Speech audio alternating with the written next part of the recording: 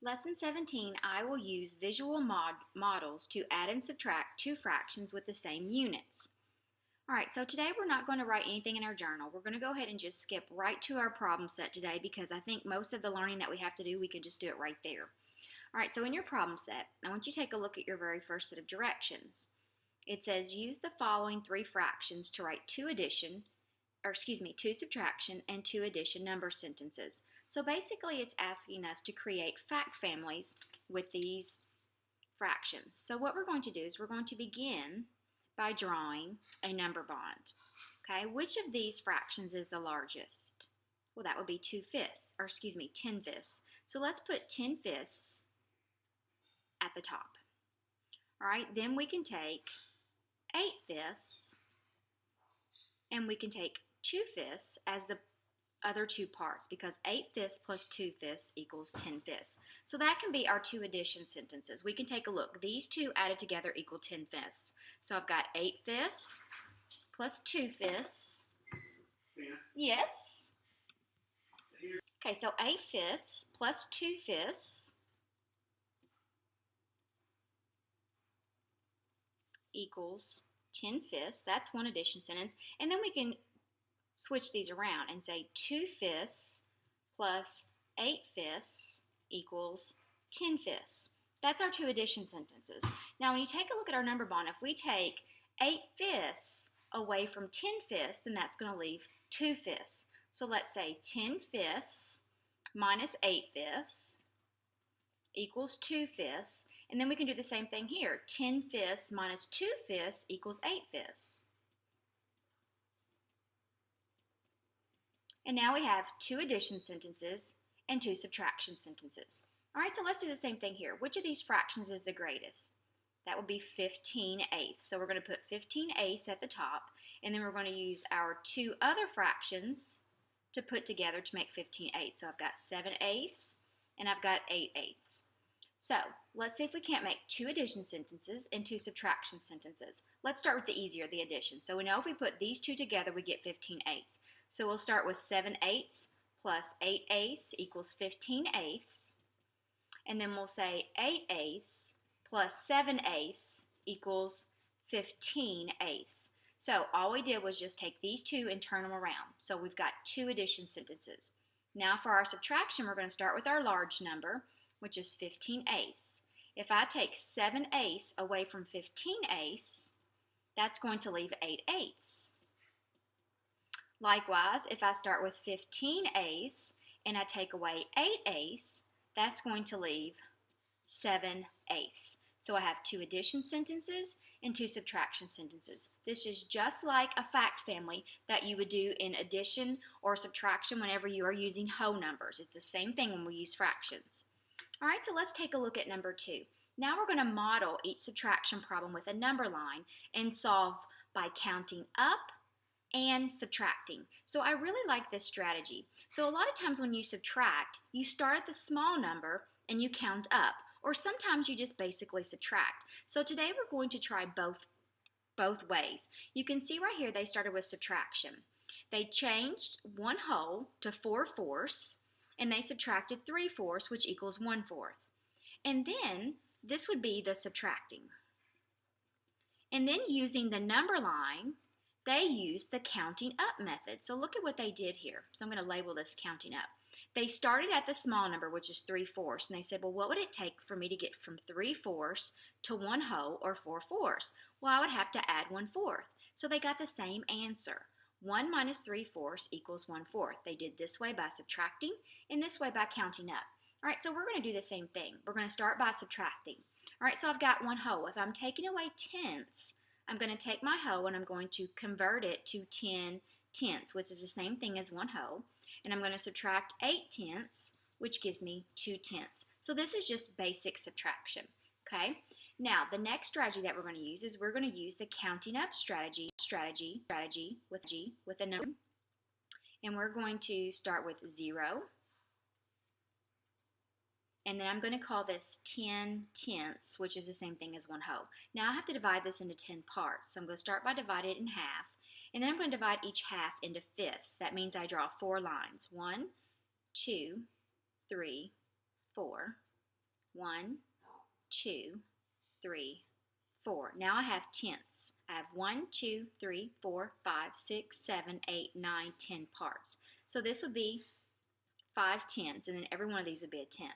So I'm right here at 8 tenths, 5 tenths, 6 tenths, 7 tenths, 8 tenths. And I'm trying to figure out how many tenths does it take to get to 1 whole.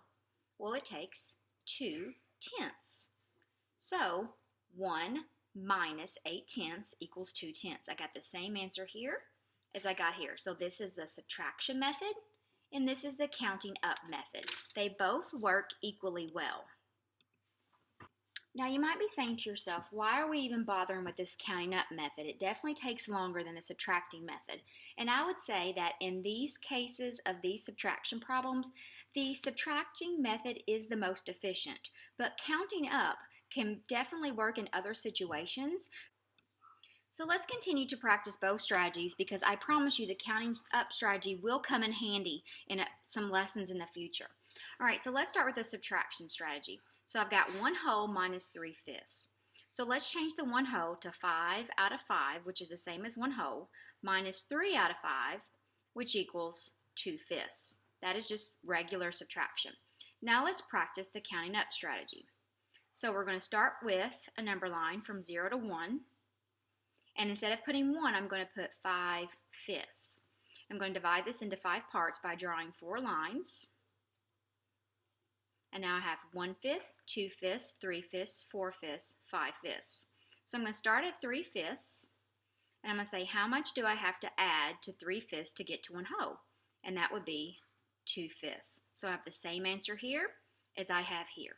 Why don't you try to do D by yourself? See if you can practice both strategies by pausing the video, try to do them by yourself, and then come back. If you get stuck, you can always press play, and so I can help you walk you through the problem the parts that you don't understand.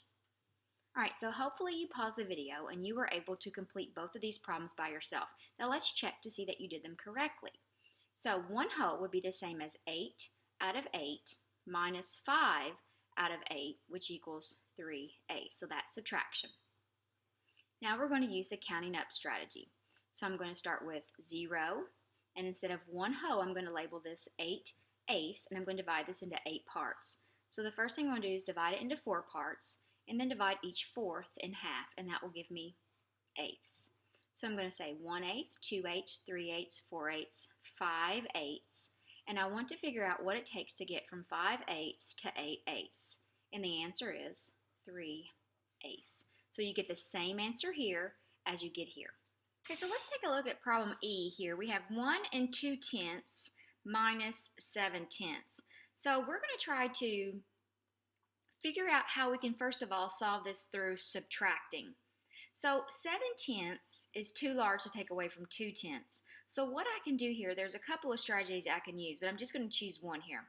The first thing I'm going to do is I'm going to think of this whole as being 10 tenths. And then I've got this 2 tenths here.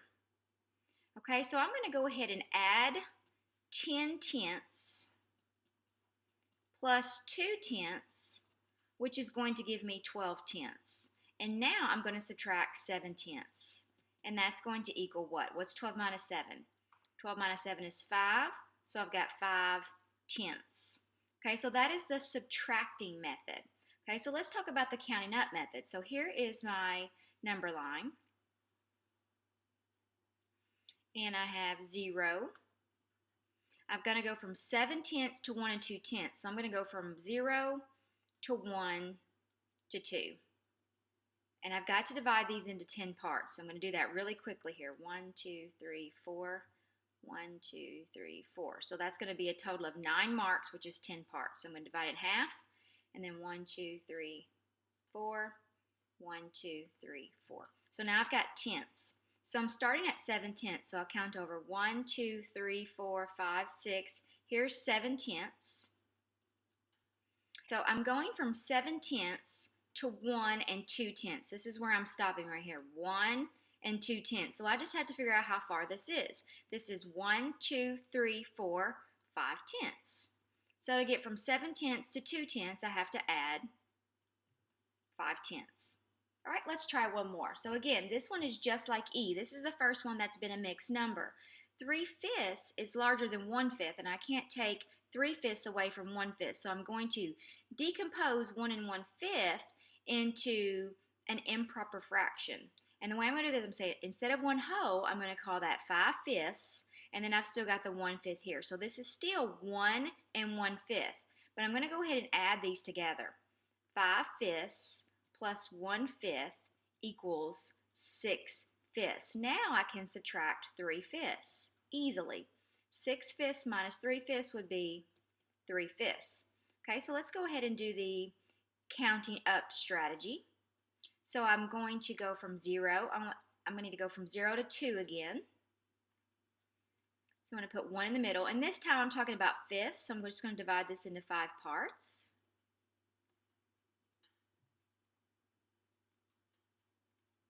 Okay, so I'm going to start at 3/5. 1, 2, 3. Here's 3/5. And I want to see how far it is to get from 3/5 to 1 and 1/5. So here's 1 and 1/5. And it is 1, 2, 3/5. Okay, so this is the counting up strategy, and this is the subtracting strategy. All right, so let's continue.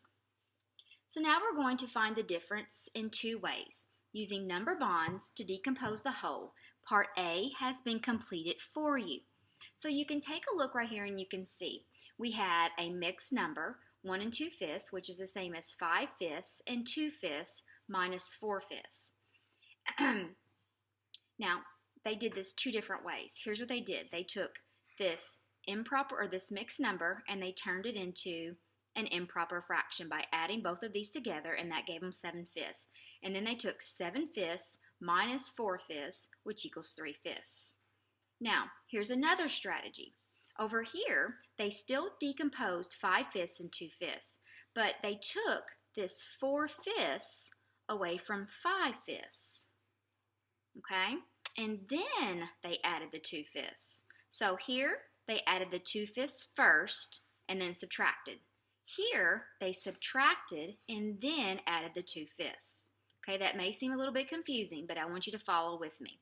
All right, so first of all, let's take this mixed number and let's turn it into an improper fraction. So we would have 6 out of 6 and 3 out of 6. So here's my 1 and my 3 6. So the first strategy is to take 6 6s, and I'm going to add the 3 6, and that's going to make 9 6s. Now I've got 9 6, and I'm going to take away 4 6.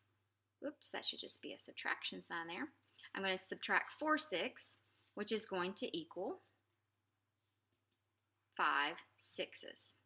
All right, now in the second strategy, I'm going to still start with my whole number, which is 6 6s, but I'm going to subtract first. So I'm going to go ahead and subtract 4 6, which leaves 2 6.